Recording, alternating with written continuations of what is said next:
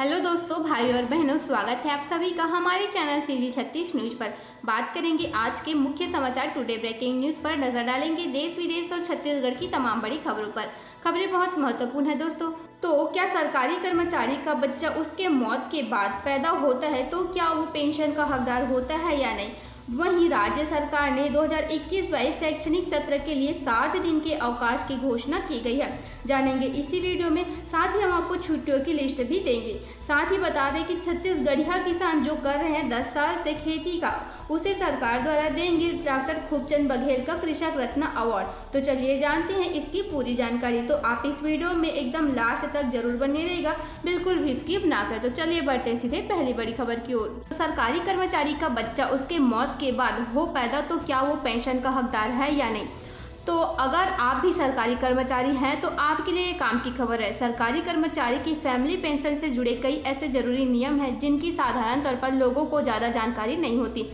ऐसे में केंद्र सरकार ने पेंशन और पेंशन भोगी कल्याण विभाग की तरफ से एक खास पहल की गई है। तो चलिए बात करते हैं पहली बड़ी खबर की। सरकारी कर्मचारी का बच्चा उसके मौत के बाद पैदा होता है तो क्या वो पेंशन का हकदार है या नहीं? तो चलिए जानते हैं। तो अगर आप भी सरकारी कर्मचारी हो तो आपके लिए यह काम की खबर है। सरकारी कर्मचारी की फैमिली पेंशन से जुड़ी कई ऐसे जरूरी नियम जिनके साधारण तौर पर लोगों को ज़्यादातर मालूम नहीं होता।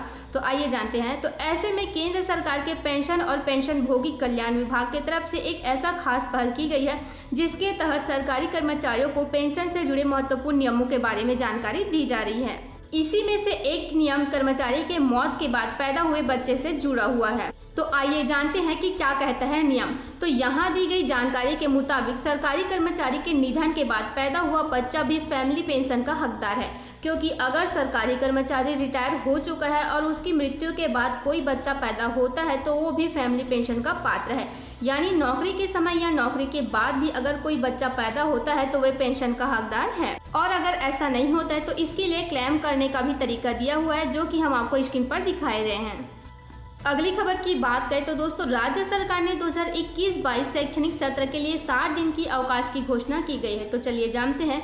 छत्तीसगढ़ सरकार ने नए शिक्षा सत्र 2021-22 के लिए छुट्टियों की घोषणा की है, जिसमें 16 जून 2021 से 30 अप्रैल 2022 तक राज्य की शैक्षणिक संस्थाओं के लिए 60 दिन की छुट्टी का ऐलान किया गया।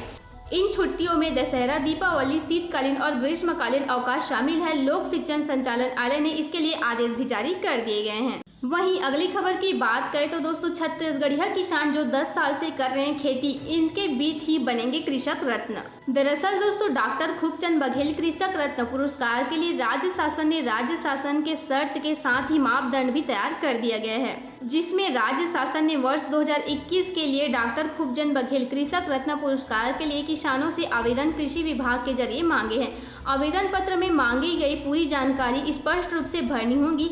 यह आवेदन कृषि विभाग से किसानों को निःशुल्क मिलेगा। इसे 15 अक्टूबर तक भरकर जमा भी करना होगा।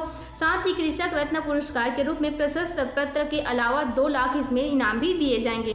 तो चलिए जानते हैं कि इसके लिए क्या क्या शर्तें रखी गई। सबसे पहले तो वह किसान छत्तीसगढ़िया होना चाहिए और कम से कम 10 साल से खेती किसानी का काम कर रहे हो। यहाँ तक कि कुछ वर्षों की आमदनी का 75% आय भी खेती से ही होना जरूरी है। इसके अलावा तकावी सिंचाई शुल्क और सहकारी बैंक का कर्ज पूरा जमा होना भी जरूरी है। साथ ही कालिती कृषि कृषक की श्रेणी में नाम भी हो। ऐसे किसान को डॉक्टर खूबचंद बघेल कृषक रत्न के रूप में पुरस्कार दिया जाएगा। वहीं अगली खबर की बात करें तो दोस्तों, कवर्धा में बीते दिनों से चल रहे पक्षों के विवाद के बाद प्रशासन ने शहर में कर्फ्यू लगा दिया गया है।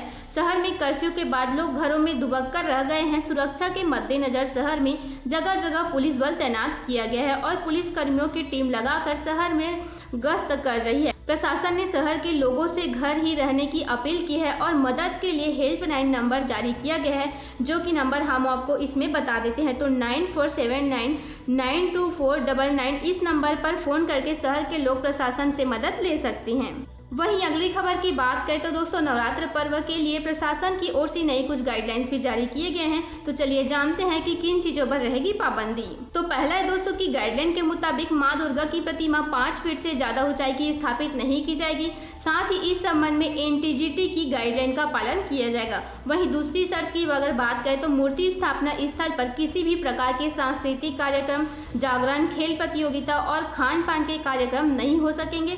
प्रशासन ने इस पर रोक लगा दी गई है। वहीं पूजा अर्चना के दौरान वहां मौजूद सभी लोगों को मास्क लगाना अनिवार्य होगा और पूजा समिति के अलावा कुछ ही लोग पूजा में शामिल हो सकेंगे। चलिए बढ़ते हैं अगली खबर की ओर। मानदेय बढ़ाने की मांग को लेकर के रायपुर में रसोई संघ ने निकाली रैली। दरअसल छत्तीसगढ़ में महिला पुरुष मध्याह्न भोजन रसोई संघ के नेतृत्व में निकाली गई रैली में अलग अलग शहरों से भोजन बनाने के कार्य में लगे पुरुष एवं महिला शामिल हुई है। रसोई संघ के प्रांतीय संरक्षक जीवन लाल साहू ने बताया कि मुख्यमंत्री ने 2019 में 300 की बढ़ोतरी करने की घोषणा की गई थी। जी हां दोस्तों, 2 साल पहले मुख्यमंत्री भूपेश बघेल ने मध्याह्न भोजन बनाने वाले रसोइयों के मानदेय में 300 की बढ़ोतरी करने की घोषणा की थी। यह घोषणा अभी तक अमल में नहीं लाई जा सकी। मानदेय बढ़ाने की मांग को लेकर के राजधानी में बूढ़ा तालाब स्थित धरना स्थल में भोजन रसोई संघ ने रैली निकालकर ज्ञापन सौंपा है। अगली खबर की अगर बात करें तो दोस्तों, छत्तीसगढ़ के शिक्षा मंत्री बोले कोरोना काल में शिक्षकों के दिमाग में लगी जंग और कुछ लोगों का कहना है कि जैसे शिक्षक वैसे ही मंत्री। दरअसल छत्तीसगढ़ के अंबिकापुर में बलरामपुर जिले के ग्राम भैरवपुर के शिक्षक बच्चों को इंग्लिश में जनवरी, फरवरी, मदर, फादर तक की सही स्पेलिंग नहीं पढ़ा पा रहे हैं। ऐसे में जिसका वीडियो सोशल मीडिया पर वायरल हो गया है। अब ये शिक्षक महोदय लोगों के बीच हास्य का पात्र बन गए हैं। जिला शिक्षा अधिकारी ने शिक्षकों को सस्पेंड भी कर दिया गया है। जी हाँ दोस्तों, दरअसल शिक्षा मंत्री ने इस शिक्षक को सस्पेंड भी कर दिया गया है। वीडियो सामने आने के बाद लोगों में चर्चा है कि बलरामपुर जिले में ऐसे कई और शिक्षक हैं जो कि इंग्लिश और हिंदी तक सही ढंग से नहीं पढ़ाना जानते। शिक्षक बच्चों को पढ़ाने के लिए गाइड व कुंजी का इस्तेमाल करते हैं। जब ये बात प्रदेश के शिक्षा मंत्री को बताई गई तो मंत्री महोदय का जवाब भी एकदम माशाअल्लाह था। जी हाँ दोस्तों, दरअसल उन्होंने कहा कि कोरोना काल में स्कूल बंद थे, इससे बच्चों के साथ साथ शिक्षकों के दिमाग में भी जंग लग गई है। सो दोस्तों, ऐसे में आपका क्या ख्याल है, आप हमें कमेंट करके जरूर बताइए। और हाँ, अगर आप हमारे चैनल CG 36 न्यूज पर नए हो तो हमारे चैनल के नीचे दिए गए लाल बटन को दबाकर बेल आइकन को ऑन, नोटिफिकेशन को जरूर ऑन करें ताकि आपको ऐसे ही डेली के अपडेट मिलती रहे। तो चलिए बढ़ते हैं अगली खबर की ओर। किसान भाइयों के लिए खुशखबरी। जी हाँ दोस्तों, दरअसल किसानों के खाते में आ सकते हैं 2000 की जगह 4000 रुपए, लेकिन इन्हें नहीं मिलेगी फायदा।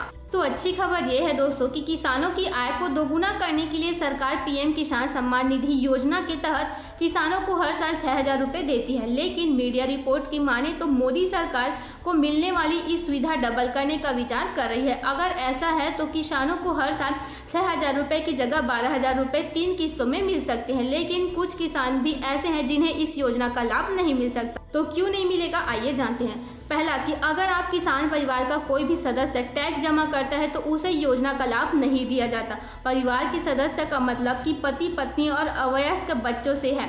दूसरा कि जिनके पास कृषि योग्य जमीन नहीं है उन्हें PM किसान योजना से बाहर रखा गया है।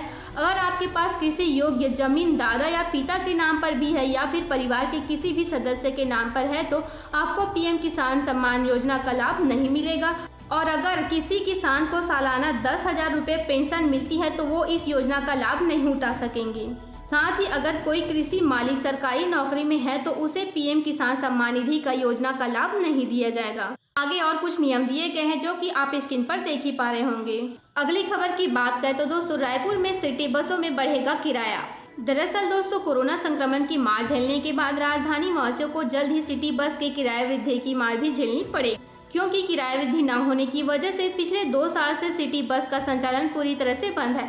नगर निगम के अधिकारी का कहना है कि नया किराया सूची शासन और परिवहन विभाग को भेज दी गई है। शासन से हरी झंडी मिलने पर इसे लागू भी कर दिया जाएगा। ओके, फाइनली इसी के साथ आज की दिन भर की तमाम बड़ी खबरें, मुख्य समाचार, टुडे ब्रेकिंग न्यूज़ का अपडेट वीडियो यहीं फिनिश होता है।